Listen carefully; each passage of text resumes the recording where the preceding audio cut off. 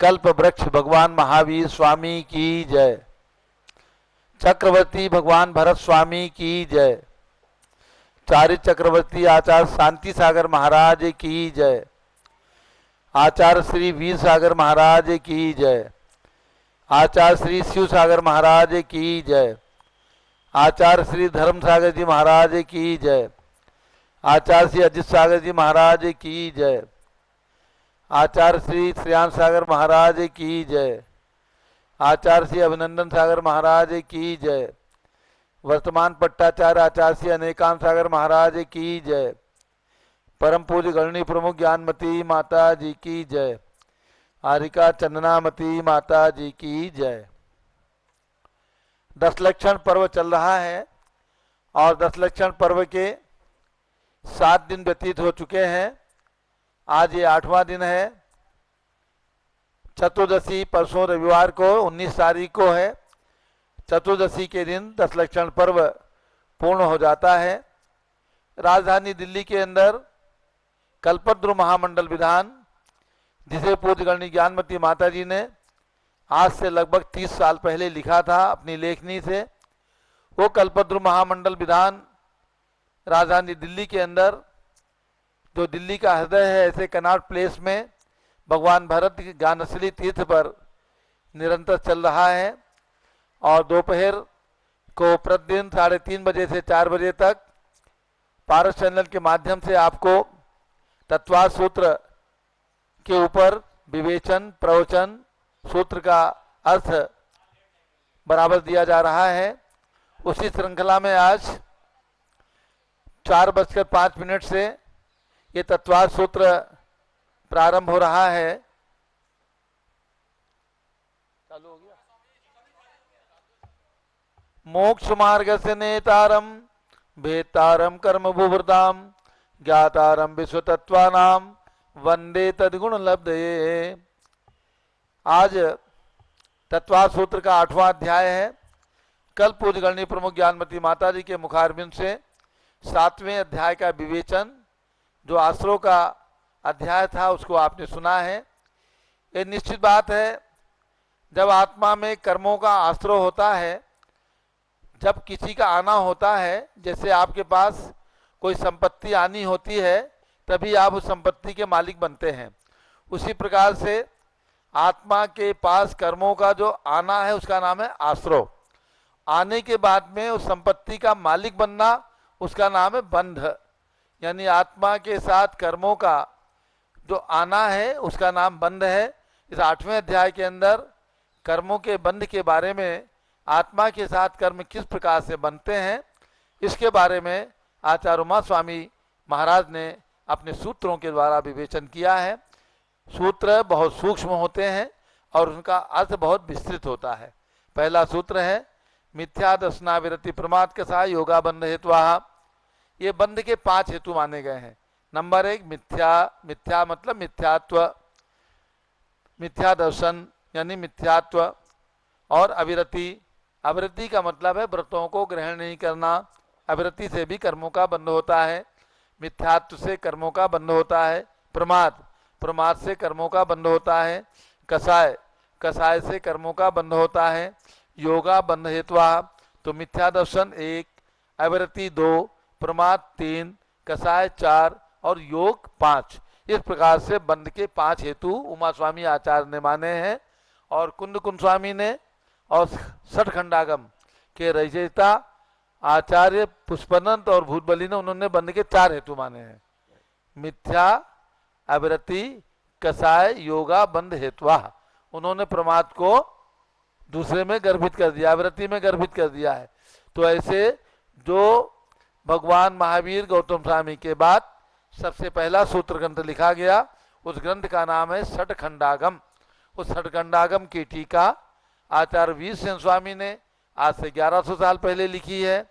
उन्होंने भी उन्हीं 4 कर्म के बंध के हेतु 4 माने हैं और उमा स्वामी आचार्य ने बंध के 5 हेतु माने हैं। इसलिए जिस आचार्य ने जो कथन किया है, उमा स्वामी ने प्रमाद को एक्स्ट्रा लिया है। इसलिए बंध के प्रकरण में हम 5 हेतुओं को लेकर के चलते हैं। तो आपको यही समझना है, मिथ्या दर्शन और अविरति, प्रमाद, कसाय और योग ये कर्म के कारण हैं, कर्म के बंध हैं। अब दूसरा सूत्र है स कसायत्वात् जीवा कर्मणो योग्यान पुद्गलानादत्ते संबंधा। कसाय सहित होने स कसायत्वात् कसाय सहित होने से जीवा कर्मणो योग्यान, ये जीव यानी आत्मा कर्मणो योग्यान कर्म के योग्य, पुद्गलान आदत्ते जो पुद्गलों को ग्रहण करता है। आदत्ते का मतलब जो कर पुद्गल आते हैं। कौन से पुद्गल? पुद्गल तो बहुत चीज है, ये चटाई भी पुद्गल है, ये नारियल भी पुद्गल है, ये समोसन जो बना है ये भी पुद्गल है, समझ गए ना। ये चौकी पाटे ये कैमरा सब पुद्गल है, लेकिन सबके अंदर कर्म बंध की योग्यता नहीं है। पुद्गल परमाणु कुछ ऐसे होते हैं जो कर्म बंध के हेतु बनते हैं, यानी जिसमें कर्म बंध का निमित्त है वे ही परमाणु कर्म के योग्य बनते हैं। तो सकसायत्वात् जीवा कर्मणो योग्यान पुद्गलानादत्ते संबंधा, जो कसाय से ही जीव है, जब तक कसाय है तब तक जीव का कर्म के साथ बंध होता है। तो यहाँ पर यही लिया है स कसायत्वात्। कसाय कहाँ समाप्त होती है? 10वें गुणस्थान के बाद कसाय समाप्त हो जाती है, 10वें गुणस्थान तक चलती है। समझ गए रेखा? रेखा बहन जी समझ गए? 10वें गुणस्थान तक कसाय चलती है। तुम्हारा कौन सा गुणस्थान है? चौथा। 5वां है, तुम अणुव्रत ले लो, 5वां हो जाएगा। कल माता से अणुव्रत ले लेना तो पंचम गुणस्थान हो जाएगा। हमारा भी पंचम ही है, हमारी 10वीं प्रतिमा तो पंचम, माता जी महाव्रती है तो भी पंचम। छठा सातवां जब होगा जब निर्गंथ बनेंगे, जहां शरीर पे वस्त्र नहीं होगा तो छठा सातवां बनेगा, और 10वां गुणस्थान उसी का बनाएगा। कसाय उसी की नष्ट होंगी, जो निर्ग्रंथ मुनि बनेंगे तभी उनका 10वां गुणस्थान बनेगा। जब तक शरीर के ऊपर कपड़े हैं, वस्त्र हैं, तब तक 5वां गुणस्थान रह सकता है, अथवा चौथा रहेगा, अथवा पहला रहेगा, दूसरा रहेगा। इसलिए चौथे गुणस्थान वालों को 5वां होना जरूरी है। तो सकसायत्वात् जीवा कर्मणो योग्यान पुद्गलानादत्ते संबंधा, कसाय सहित जीव के कर्म के योग्य पुद्गल जब आते हैं तो वो बंध जाते हैं। कैसे बनते हैं? जैसे दूध में पानी मिला दो तो दूध और पानी एक हो जाता है, ठीक है ना। अमृत धारा बनाने के लिए कपूर, सत अजवाइन और पिपरमेंट 3 को मिला दो, तीनों चीज अलग अलग रखी हैं, और 3 को मिला के हिला दो तो वो अमृत धारा बन जाता है। शिकंजी में क्या होता है? पानी लिया, नींबू लिया, शक्कर लिया, शिकंजी बन गई। तो वैसे ही अब जो शिकंजी बनी है तो वो शिकंजी ऐसी ही है जैसे संसारी जीव, जैसे हम आप और संसार के अंदर रहने वाले प्राणी, ये कर्म और आत्मा इनकी मिश्र मिश्र है। तो इसमें कसाय सहित होने से जीव के साथ कर्म के योग्य जो पुद्गल आते हैं वो बंध को प्राप्त हो जाते हैं, उसका नाम है बंध। अब बंध कितने प्रकार का है तीसरे सूत्र में बताते हैं। प्रकृति, स्थिति, अनुभाग, प्रदेशास, तद्विधया। बंध 4 प्रकार का है। प्रकृति बंध, स्थिति बंध, अनुभाग बंध और प्रदेश बंध। इसकी व्याख्या आगे अलग अलग करेंगे, इसलिए हम इसमें विशेष नहीं बताते हैं। 4 प्रकार से बंध होता है। प्रकृति बंध के कितने भेद हैं? आद्यो ज्ञान दर्शनावरण वेदनीय मोहनीय आयुर्नाम गोत्रांतराया। इसको सही पढ़ने के लिए आद्यो ज्ञान दर्शनावरण वेदनीय मोहनीय आयुर्नाम गोत्र अंतराया। तो 8 प्रकार के कर्म 8 प्रकार के होते हैं ना। कौन कौन से हैं? आद्य प्रारंभ में ज्ञानावर्णीय, दर्शनावर्णीय, वेदनीय, मोहनीय, आयु, नाम, गोत्र और अंतराय, ये 8 कर्म होते हैं। इन कर्मों का बंध होता है 8 प्रकार से। आगे लेते हैं। पंच नौ द्वयष्टा विंशति चतुर्द्वि चत्वारिंशत् द्विपंचभेदा यथाक्रमम। 8 प्रकार के जो कर्म बताए हैं, ज्ञान आवरण, दर्शनावरण, वेदनीय, ये जो कर्म बताए ना, वो कितने कितने प्रकार के, उनके भेद कितने हैं तो उसको बताते हैं। पंच नौ यथाक्रम, हम लास्ट में लिखा है यथाक्रम। यथाक्रम का मतलब है जो 8 कर्म बताए हैं ज्ञानावरण से लेकर के, और लास्ट में क्या है? अंतराय। तो ये क्रम से लेना। तो पहला क्रम आया ज्ञानावरण, तो पंच, पंच माने 5, तो ज्ञानावरण के 5 भेद हैं। 9 दर्शनावरण के 9 भेद हैं। उसके बाद द्वि वेदिनी के 2 हैं। अष्टाविंशति मोहनी कर्म के 28 हैं। फिर आया चतुः आयु कर्म के 4 भेद हैं। फिर आया द्वि चत्वारिंशत्, यानी 2 और 40 मिलाकर के होते हैं 42, तो नाम करके 42। और उसके बाद है द्वि गोत्र कर्म आया है 7वें नंबर पर, उसके 2 भेद हैं, गोत्र कर्म के 2। और पंच भेदा 5 आए हैं अंतराय, लास्ट में अंतराय, तो अंतराय के 5 भेद हैं। ऐसे हो गया ज्ञानावर्णी कर्म के 5, दसनावर्णी कर्म के 9, वेदनी कर्म के 2, मोहनी कर्म के 28, आयु कर्म के 4, नाम कर्म के 42, गोत्र कर्म के 2 और अंतराय कर्म के 5 भेद होते हैं। इस प्रकार से ये आगे आगे इनके और विस्तार करके बताएंगे। ज्ञानावर्णी के 5 कौन कौन से हैं? मति सुधावधि मना पर्य केवला नाम, मति ज्ञान, सुत ज्ञान, अवधि ज्ञान, मना पर्य ज्ञान और केवल ज्ञान, ये ज्ञानावर्णी कर्म के 5 भेद हैं। यानी जब तक हमारी आत्मा के ऊपर ज्ञानावर्णी कर्म लगा हुआ है तो मति ज्ञानावरण कर्म, सुत ज्ञानावरण कर्म, अवधि ज्ञानावरण कर्म, मना पर्य ज्ञानावरण कर्म, केवल ज्ञान कर्म, केवल ज्ञानावरण कर्म, तो ये 5 का आवरण हमारी आत्मा के ऊपर जो लगा हुआ है, आवरण डालने वाला कौन? पुद्गल। पुद्गल और आत्मा, पुद्गल और जीव मिलकर के आवरण बनता है। जब आवरण हट जाए, जैसे आकाश आपको स्वच्छ दिखता है, बादल का आवरण आ जाता है तो बादल दिखने लग जाता है, वैसे ही आपने कपड़े पहन लिए तो आपका शरीर ढक गया तो यह आवरण हो गया। वैसे ही हमारी आत्मा, उसके ऊपर आवरण किसका है? कर्म का है। और ज्ञान के 5 भेद बताए, तो 5 प्रकार के आवरण हमारी आत्मा के ऊपर ज्ञान के रूप में पड़े हुए हैं। जब तक मति ज्ञानावरण है तब तक हमको मति ज्ञान पूरा नहीं होता।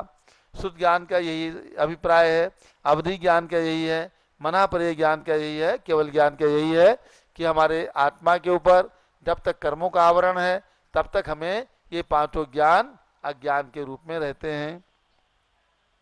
अब दसनावर्णी के 9 भेद बताए थे, उसका अगला सूत्र नंबर 7, चक्षुर अचक्षुर अवधि केवला नाम, निद्रा निद्रा निद्रा, प्रसला प्रसला प्रसला, स्त्यान ग्रध्यश्च, ये 9 भेद दसनावरण कर्म के हैं। चक्षु, चक्षु दसनावरण, अचक्षु दसनावरण, अवधि दसनावरण, केवल दसनावरण, निद्रा निद्रा निद्रा, निद्रा एक बार है, फिर निद्रा निद्रा अलग है, प्रचला और फिर प्रचला प्रचला और फिर स्त्यान ग्रंथि, ये 9 प्रकार के दसनावणी कर्म के 9 भेद हैं। अब वेदनी कर्म के 2 भेद हैं, सत सदवेद्य, सत सदवेद्य, सत सत जो आया ना उसमें आ निकलेगा, तो सत असत वेद्य, साता वेदनीय और असाता वेदनीय। कहते हैं ना जब किसी को अस्वस्थता आती है तो कहते हैं असाता कर्म का उदय था इसलिए बुखार आ गया, इसलिए अस्वस्थता आ गई, इसलिए हमको ये तकलीफ हो गई। तो ये किससे होता है? असाता वेदनी कर्म के उदय से होता है। और सब कुछ शरीर में ठीक चल रहा है, सब कुछ वातावरण में ठीक चल रहा है तो कहते हैं साता वेदनी कर्म का उदय है। तो ऐसे वेदनी कर्म के 2 भेद हैं, साता वेदनी और असाता वेदनी। मोहनी कर्म के 28 भेद हैं। दर्शन चारित्र मोहनिया कसाय कसाय, वेदनिया ख्यास्त्री द्वि 9 षोडश भेदा, सम्यक्त मिथ्यात्व तदुभयान्य कसाय कसायु, हास्य रति हास्य रत रति, शोक भय जुगुप्सा, स्त्री पुण्य पुंसक वेदा, अनंतान बंदे प्रत्याख्यान प्रत्याख्यान संज्वलन, विकल्पाश्चैक्षः क्रोधमान माया लोभा। ये ज्यादा भेद थे ना, 28 भेद हैं, इसलिए सूत्र बड़ा है। 28 के 28 नाम इसके अंदर आए हैं। मोहनी कर्म के 28 भेद हैं। तो मोहनी में 2 भेद कर दिए, दर्शन चारित्र मोहनीय, एक दर्शन मोहनीय एक चारित्र मोहनीय। तो दर्शन मोहनी के 3 भेद है और चारित्र मोहनी के 25 भेद हैं। उसमें भी 2 भेद कर दिए हैं, एक 16 और दूसरा 9। तो पहले दर्शन मोहनी के 3 भेद कौन से हैं? सम्यक्त्व, मिथ्यात्व और सम्यक मिथ्यात्व, ये दर्शन मोहनी के 3 भेद हैं।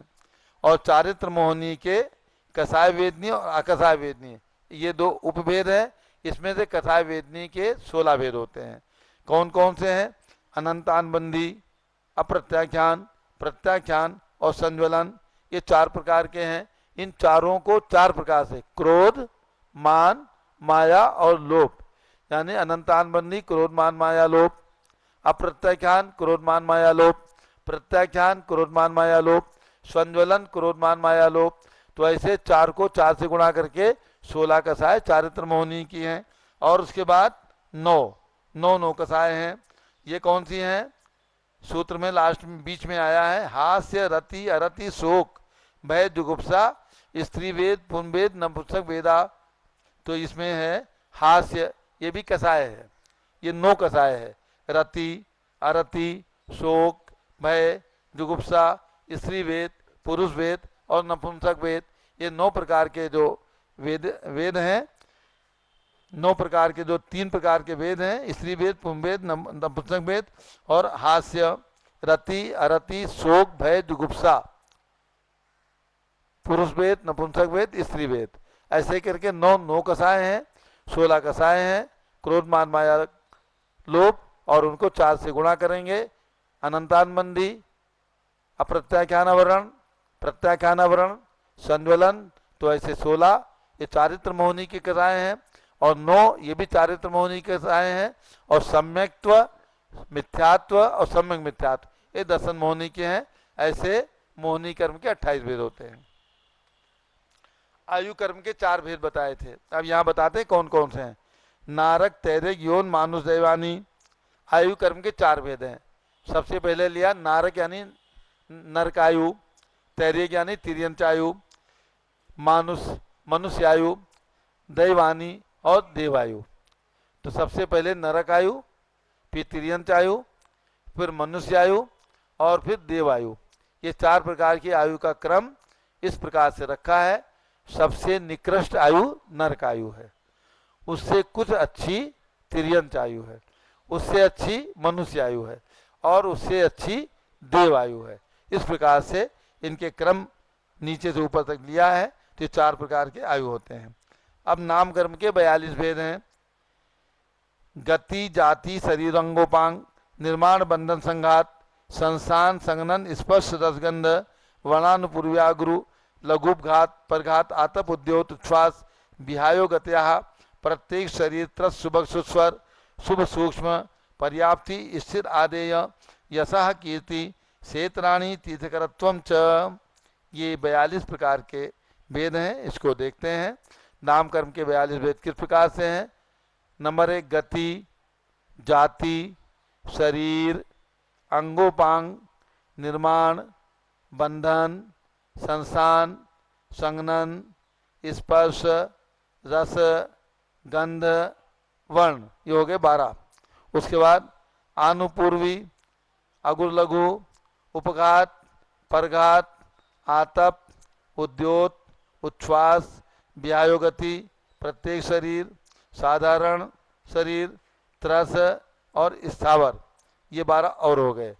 फिर है सुभग, दुर्भग, सुस्वर, दुस्वर, शुभ, अशुभ, सूक्ष्म, स्थूल, पर्याप्ति, अपर्याप्ति, स्थिर, अस्थिर, ये भी 12 हो गए।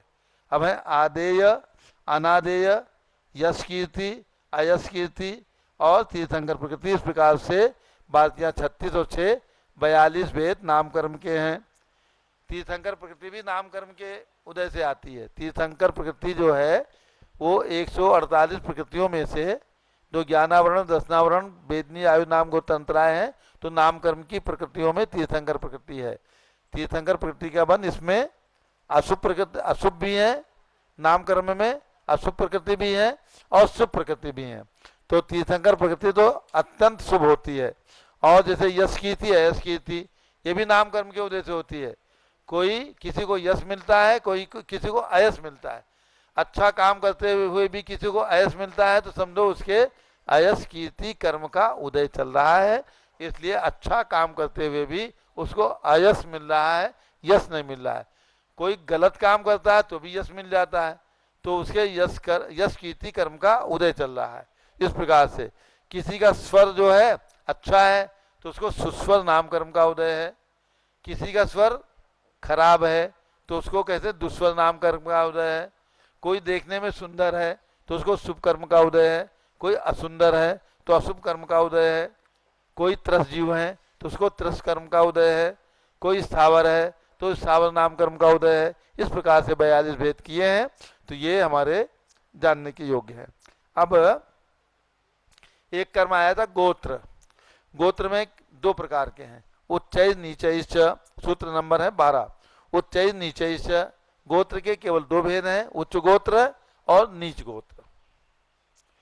दान लाभ भोगो भोग विद्यानाम, इसमें नीच